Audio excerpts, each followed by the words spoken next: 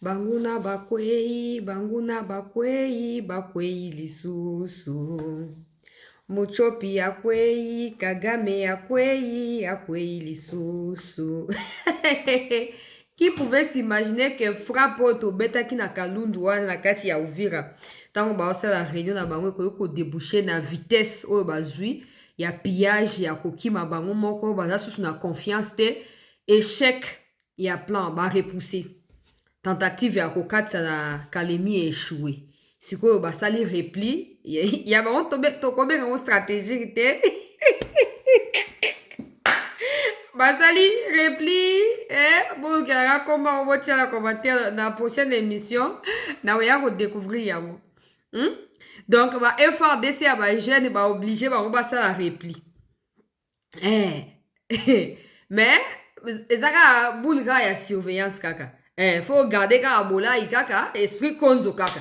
Boyoke bana mai na Uvira kuna Kalundu bino nyonso Katongo bozaka na position wana bo bouger te bo kota na no centre ya Uvira te basi ba mine ville na ba bombe ba sa ba vidéo wana moi bango ba longolo na poko to komona su bango wana donc on vérifie ngo par nous-mêmes et par nous-mêmes c'est en progressant malembe ne tozo ko avancer wana ba frappe ciblée wana tozo beta tozo avancer tozo ça erreur te ke bango ba ye ba sali ba vidéo même s'il y a des gens qui témoignent que ba moni bango ba kende to rondi matino yebi bango déjà to yebi bango oh combien de fois combien de fois ba lobi ke bazo longwa combien de fois donc ata ba vidéo na ko tia nga ba vidéo oyo bango ba tiete o ngamo ba to batindeli ngai na ko tiao mais na sengi vigilance po Uvira eza Bukavu te to gagner Uvira eza Bukavu te, Uvira eza Goma te, Uvira eza Bunagana te, eza Ruchuru te, eza Masisi te, Uvira eza kaka Uvira.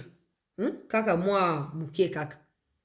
Donc, to kote na kati ya distraction te ke olo kwa ba annoncer boy to banu deja ko sepela. To sepela te. Laurence Kanyuka. Ba makam tozoyo kakuna ono boye soki banyamuranga so banani babi mana bino ba kende parce que ba ozana danger après. Nga bi boye. Ça c'est pour votre information. Vous pensez vraiment que parce que vous occupez tel endroit, vous êtes les seuls vraiment à contrôler ces endroits-là? Vous les pensez? Tant que vous avez une catégorie à Rwandais, comme si vous êtes Congolais. Nous, on n'a pas de problème avec ça. Mais il y a des gens qui vous voient, qui ne sont pas les gouvernements congolais. Il y a des gens qui vous voient, qui vous surveillent 24 heures sur 24. Et c'est eux qui disent si c'est vrai ou faux, vous se retirer. On vous donne 3 jours. D'ici mardi, tu voyez, baso retrait 100 000 et 100 000. Toza pressé, toza pressé, marambolo koute za soute. Frappe au loko ti réunion au bossa qui matanga za na Rwanda siko. Matanga, ba congolais ba otu ko sala space, space za kwa na sala émission amena na Twitter. Ba otu ko sala space. Oyo ba invité moi na ya biarimana lo ba na kati kuna. Oyebi ba Rwanda ba sali. Ba ye ba signaler space wana et sauter. Donc batu réseaux sociaux eza ya bangote mais baza mal à l'aise comme on a batu baza na liberté d'expression donc balingi ke mokili mobimba notamment ba congolais baza pe ba esclave ndenge ba rwandais baza esclave na se régime ya criminel Hitler africain ya monde moderne oyo mucho ba ye ba signaler bisikoyo il y avait beaucoup de Rwandais il y a diaspora bazaki wana bazo soutenir Abiyarimana moi et oya fils bazo soutenir et balobi esengeli pouvoir échanger il faut to ba déjà ba rencontre na ba forum to ça de to kanisa ba mbongo déjà bato a mucho le kwa ngana esa bino kuna bazana na laboratoire mobimba yo za charger le kuta yo charger à ko peindre ya ko peindre quand même moi le kuta yango yo charger à ko noircir le kuta yo charger à ko blanchir et à ko blanchir le kuta yo charger à ko sala na mutaza na responsabilité na yekuna tango ba suko o aza charger à ko la musabaninga po ba signaler ba live bato wana ndenge basanga pa na biso yango basana na Twitter kuna yango basali na Twitter mais simbite parce que j'ai déjà impact tango ba signaler yango Twitter akati bato batikali ko tia ba commentaire na sima toze na Togo na ba pesi so suite te toki ka ke c'est sili mais ba pesi compte rendu tenga mon aza abonné na partout na lozela d'ici minutes peut-être aujourd'hui compte rendu lobe ko za dimanche premières heures bon aujourd'hui déjà compte rendu na CT News mais so na yeza lipo na nini banguna ya république bauti ko publier Laurence Kanyuka na ba oyo batikali ba propagandiste terroriste. Non, troisième fois annonce na tour bazui trompette ya bato ya kimbangiste pom pom pom pom pom pom pom retrait yango bazo ko annoncer biso na yango. Ba ko annoncer retrait troisième fois. Mais la réalité est vide. Ngambo na ba vidéo ya bato oyo ba moni bango ndenge bazo kende na kochela bino d'ailleurs ba vidéo yango. Mais j'insiste que bo tomber na kati ya piège wana te. Toyeba ke ba longo to ba longo te d'ici mardi. Au moins les bateaux ba surveiller bango banda ils ont annoncé qu'ils va se retirer. C'est même bateau na ba landeli bango sur place. To betine to betaki na kalundu wana to bomi une centaine na bango. Et tche bango na kati ya trouble. Maintenant ils sont en train de réfléchir. Comme ils sont dans l'incapacité à recruter na camp ya ba réfugiés à Burundi parce que ces réfugiés là sont très bien sécurisés par l'armée burundaise au Burundi. Comme dans les camps ya ba réfugiés ya ba Ouganda et tout ça, il n'y a plus de personnes à recruter. Ils doivent reculer un peu, non? Ils doivent reculer, réfléchir à ce qu'il faut faire. Coalition na batu iranais ou foutite, coalition na ba Red Tabara et foutite, coalition na ba Ngumino et foutite. Mais notre stratégie est changée. Un peu de recul pour mieux sauter. Dans ces reculs-là, on va reculer avec vous. Jusqu'à Ouvira. Pour Banda Bolongwe. Jusqu'à Bukavu. Banda Bolongwe Ouvira. To mwana wabino bokomi kote ya ba Luvungi te. Po Luvungi wazazali wana loze la bino. Bokole kwa wana peut-être na butunde. Ata na butu ba kozaka wana. Siko to sila na kana Uvira. Bozo ngaka na Uvira to sila na kaka. Bozo kima nini? Bozo ngaka na Uvira bisiko to bana ko poanza bino penza bo fandi likita pua. Bozo ke wapi? Bozo ke ne wapi po nzeleza ya ko boucler déjà. Na nyangezi to zali. Biso to contrôler nyangezi depuis tout ce temps. Donc, bon, les là, pour comme à Bukavu, il faut les faire dans Nyangezi wana. Mais tant que tout ça dans Nyangezi, bon, ça, biso ni boli, biso vesu, to bon ça ndengeni.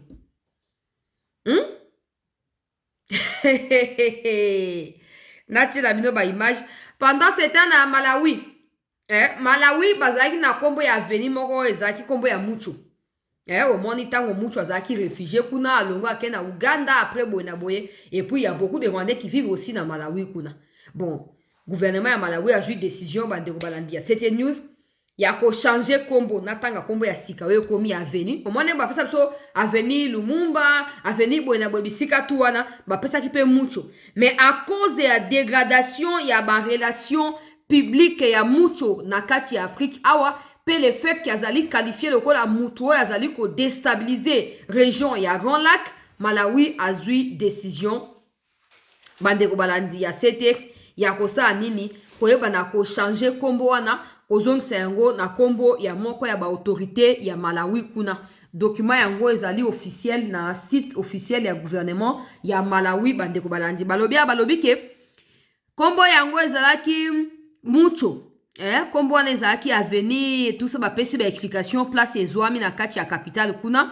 Sikoyo désormais elongwe kombo ya mucho et komi bandeko balandi kombo ya Shilembe Route, donc route John Tope Avenue John Shilembe ndenge kombo na yango komi yango wana. Cette décision ezoko faire état ya ba relation oyo ezali très dégradé kati na Rwanda pe na ba pays ebele qui voit dans le Rwanda un envahisseur sans limite.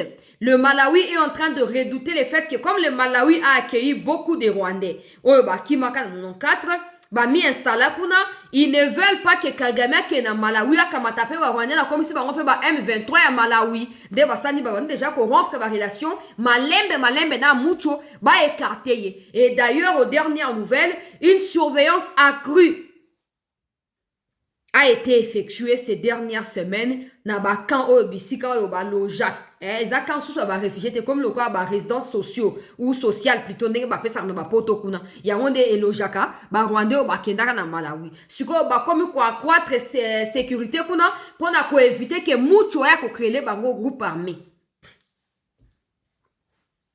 asumba na nganda bisika tu bazo bengana ye bisika tu bazo bengana ye bande onanga ya Belgique mbote na bino pe merci na bino ba oyo bokendaki bisiko yo likita ya bango na république ezaki prévu wana bo saboli bango bo benga ngai personnellement bo leka na émission et kozala ya ofele bo mitungisa te bo benga ngai personnellement bo koleka loko la gratification na o bino bosali o muso na kati ya video yango balobi na mutu amokuse bweso aza pe rebelle boyo kata soni ko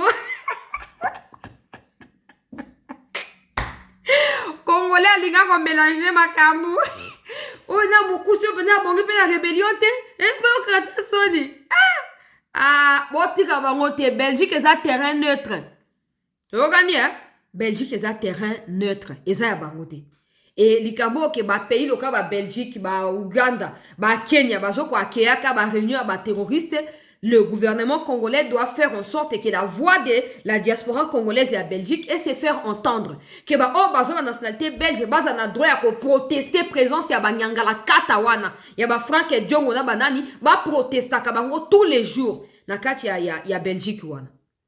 Vous ne faites pas ça pour Tshisekedi. Ndenge mo bono bolobi na kati ya video wana bato bazo kufa kuna bino boyo kata sonte bosa ba buzoba oyo yango nde vérité. Yango nde vérité. Bosa yango pona mutu te bosa yango pona bino na banda bino na mboka na bino. Nde yango pona ngo bozo sala. Ba pe mate. Botike la bango tante ba pe mate. Po ba mérité pe ko pe mate. Bango va choisir ko vivre dans la prison il y a ciel ouvert et lingo ba ke ba rosa toujours na kati ya tracasserie tout le temps nde o sengel bossa pona bango na kenda ba première image na kati ya Uvira o ezali population de azo tindela ngai c'était tala banyanga la kato ndenge yo moko bengaka image yango yo retrait yango wana hapa kabisa banaenda biko na mamizigo yao haikuwa seo nini na nini niko wapi ni kwako wangu niko njoo hapa kubarulage kwenyewe c'est confirmé mnaona bandugu yangu Ufira dole 17 sangapi pale mkuu ndio sai tuko na filme hapa sisi tuko kwa etage ngambo ya yulu maake banaenda kabisa banatoka ngambo ya poro biko naenda ngambo ya mlongo c'est confirmé kabisa. Donc, de quoi on a soloba, c'est confirmé, Kabi, ça veut dire c'est confirmé, là, c'est la vérité. Bango ye yo bazali kolongwa, bazali déjà kokende, barwande bango ye yo wane ezaki 18h na bango kuna certainement biso ezaki na no 17h. Donc, na mekipe o benga na vérifier pas ba population bazo kotambo na kati ya ville bazo confirmer que ba moni ba colonne na bango ezo kobima. Sauf que nga na ebisi bino bo confirmer te. Nga pe na ya pona confirmer te. Na ende pona tenir bino na état d'alerte. Po boza ya côté les mains. Eza mapinga za ba wazalendo bozonga nanu te. La zone est minée. La zone est minée. Balinga ba benda bino ko ndenge ba chaka lipika na ndobo comme ça mbisi aye chaka allez ndobo ekangami na mongongo akufimba mo bakangiye balobi nde balinga basala bino yango wana. Combien de fois ba ko annoncer retrait balongora te? Combien de fois? Oh ezane po ba perdre bato ebele. Disons les choses telles qu'elles sont. Ba koufeli ba militaire ebele. Maintenant bazaki na espoir parce que dans le communiqué de Nanga qui date du 13 janvier il demandait aux populations congolaises oyo bakimi na Burundi ke bazonga ke non bango na Uvira bafungoli déjà frontière. Population congolaise oyo alingi azonga aya kozonga ndenge Nanga communiquaki yango wana. Donc bazaki ko espérer que derrière ces mouvements là soki Burundi abaki bo okinga pe na fungoli frontière balinga banda soko ko recruter ba congolais à partir ya ba camp wana bayenda bango bakati Uvira et na se mouvement na bakoti pe Tanganyika. Mais tellement ils ont forcé Makobola bazo kokate, Katongo bazo kokate, Kalundu wana pamba wana na kati ya Uvira na centre ya Uvira bazo kokate et qui n'ont plus le moyen à recruter batu. Basali coalition pour ba attaquer Minembo kuna na Baturane ona ba Red Tabar et échoué. Chef d'ailleurs ya Baturane a été tué hier dans la nuit d'hier à aujourd'hui. Ba ko su ko avancer té. Et ça va frapper pour en faire reculer bango. Bon maintenant que bazo ko reculer pour ba se réorganiser ba ya su ko attaquer ndenge ba mesana, on doit pas leur donner du temps. Ba officier on na tanga ki alo ba traître oyo ba troupe bango monde bazo benga bazo dénoncer ba chef na bango. Et ateke ote ba wazendo tete bango moko ba jeune. Na ko tia ba audio te pour bazana na front ko ya ko exposer bango pour rien. Na tangi ba combo ya ba officier wana. Il faut qu'on longola bango avant que ba teka sous ba localité, avant que ba faire affaiblir les sous ba jeune ou ba sous détermination ya koya ko libérer mboka na biso. Ah na zolo beza ya koyinda. Deuxième image. M23 ile natoka, mimi kwa hapa ile ku 100 jours. Njoo ile, unaona kisi natoka. Biko mubarabara mwenyewe. Banatoka kabisa, c'est confirmé. Banatoka. Unaona? Njoo hii M23 ile inatoka kabisa, c'est confirmé. C'est confirmé kabisa. Niko hapa ku 100 jours. Bako bengi ajabu lwa migulu te. Oyo a filmé na endroit bazo benga 100 jours na kati ya Uvira pour na ko confirmer que bangwana bazo kende. To ke na image oyo elandi. To like to partager bandeko.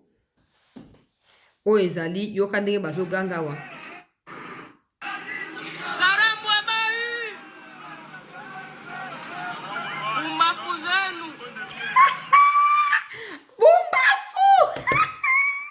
En tout cas, biso ba jeune leo toza la kanda mingi pumba fuzetu. Ah. Sarambwa, Wana bazo weta okene bali po baza sous pression. Na bango na chef na bango baza sous pression. Baza sous pression. Il faut baza na argument ya ko présenter. Au moins il y a tango ba senga ba aide ba senga o Union européenne défendre biso o salabwe. Il faut ba l'axa que non. Tant aux États-Unis, vous se retirez, est-ce que vous se retirez qui? T. Donc, on ne peut rien faire pour vous. Yo ba disco ba sa assembler na moi boye bazo sa ba colonne ezo kende. Na butuka ba wana ba yo zonga peka même colonne lisusu. Et faire de singeli o tambusa na no drone. Tambusa drone butu yo route ya Uvira Katogota. Uvira Katogota na Uvira ko mataro kende ba au plateau ya Fizi. Pour côté baluka ba ke bata manabisiko yo baturane yo bafanda yangwana. Donc bon matsa déjà drone na buto ba komona ngote. Et ye banda ko lobi to mona bibembe tandami. Lobi dimanche to ba déjà ko fêter bibembe wana. Trop c'est trop. Trop c'est trop. FARDC waza bozala ya kotelema. Mabele ya bakoko bozala ya kotelema. Et vous appelez manière ya ko rendre Lumumba hommage. Ce qui vous neutraliser à une centaine na buto lelo oyo biso ba ndona to ozala kati ya esengo. Bato bakoya te bafande lui songu mais le kweza pa bango bafandi bango ne ba dicter so mamba osala alors que pas la bango mo kuna ba population zo ki manzala. Ata eteni ya l'union ko bazana ngo ya kolia te ba komi ko sécher ba village pour ko luka bisiko mai zo tula ba luka loko kolia. Bango ne ba ya fande la biso. Bazana matambe ni ba ko bunda na biso. Bazana migaga ni bato wana. Il faut ôter les masiko. Il faut ôter le peuple congolais, population, toza sima na bino FARDC wazalendo, il faut qu'on démontre. Na ba officiel na bino ba traite quand on si il faut bo leka bango bo leka. Toyoka ni bo comprendre déjà bo leka so bo leka bango. Mais bo attaquer bateau. Oh troisième fois qu'on annoncer retrait. Na bi boy, que ce soit à Goma, que ce soit à Bukavu, vous n'êtes pas seul. Vous n'êtes pas seul.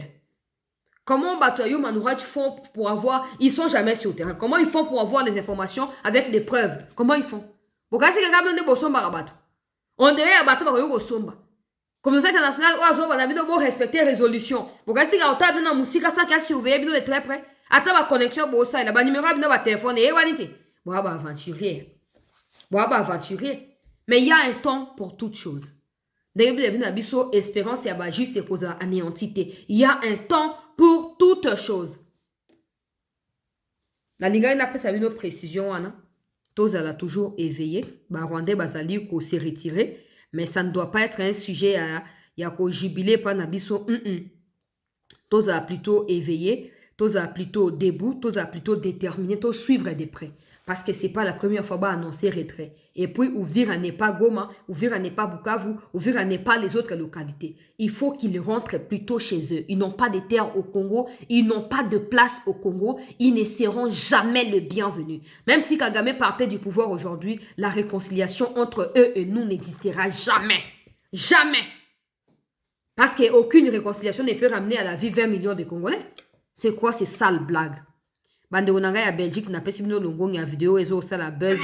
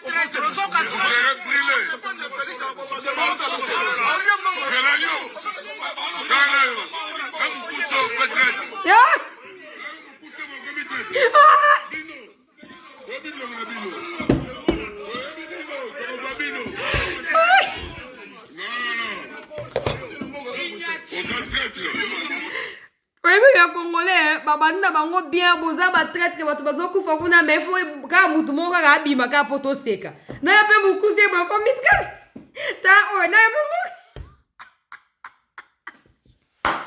badewo bosali likambo oyo ngai ndeko na bino sete ngai leki to mpe mwana na bino napesi bino merci beaucoup ndenge nalobi na début ya émission awa sort na bango efo ezala sele bakotambola teke biso na kishasa tokomona bango te mpo bakoya te bakoya te mais bino bisika bozwa mikuna oka balobaka te baza boye na boye tout ça bokanga bango boneutralize bango baza na place te na kati ya société ni na Congo ni na mokili baza na place te epuis nde nalobi wana bosala yango mpo na bino bana bino mpe mboka na bino bosala yango mpo na mutu te.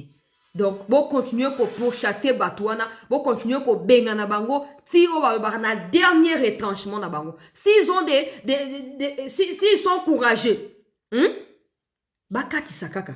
Baki eba nda bananga ndenge baki kuna. Pourquoi bazo batema na Belgique na ba réunion à Lokuta? Ba réunion so bosa eza ngo stérile. Boa na courage même pas ya komi bimisa ba ye babinote. Ba réunion moko stérile ezangati na bozo sala. Bosa ele côté. Bosa ele côté. Voilà tout pour l'instant. Bandeko sengela qui n'a coupé sa précision pour bola na kati ya ba spéculation te ba rumeur te et ba les on dit te. Donc situation en Rwanda.